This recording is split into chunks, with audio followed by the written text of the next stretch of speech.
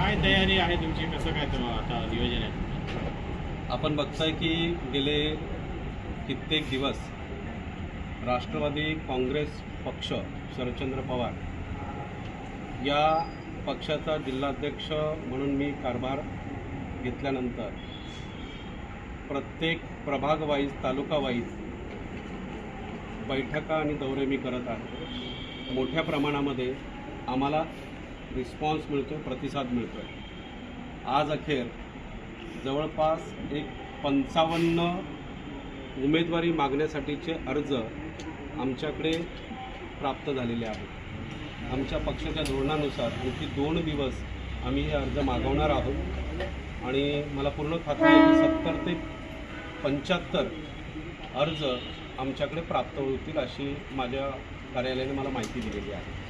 काय म्हणतो मित्रपक्ष स्वतः किंवा स्वतंत्र लढणार असं काय नियोजन, काय पक्षांकडून असे काय आदेश वगैरे? आमचा पक्ष जो आहे तो पुरोगामी विचारसरणीचा पक्ष आहे.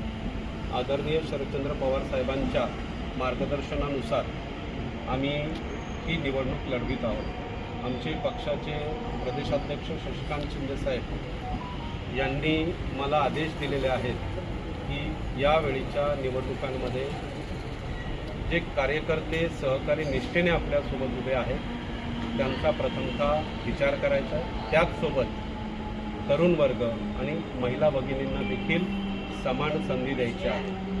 आणि या महायुतीच्या विरुद्ध जनआक्रोश आहे, लोकांमध्ये मोठ्या प्रमाणामध्ये नाराजी आहे आणि त्याच्यामुळे मोठ्या प्रमाणामध्ये महिला, पुरुष, तरुण ही मंडळी मोठ्या संख्येने पक्षाबरोबर जोडली जात आहे. तुम्हाला वाटतं यश मिळेल? कारण पक्ष आणि कार्यकर्ते जरी असले तरी वरिष्ठ नेत्यांचं या शहराकडे लक्ष नाही आहे, त्यामुळे कदाचित त्रास होऊ शकतो या पालिका निवडणुकीत. पक्षाचं वरिष्ठ नेत्यांचं अतिशय जातीने लक्ष आहे आमच्याकडे. आमचे आदरणीय प्रदेशाध्यक्ष साहेब देखील याच शहराचे नागरिक आहेत. मी स्वतः अनेक वर्ष सामाजिक आणि राजकीय जीवनामध्ये सक्रिय आहे.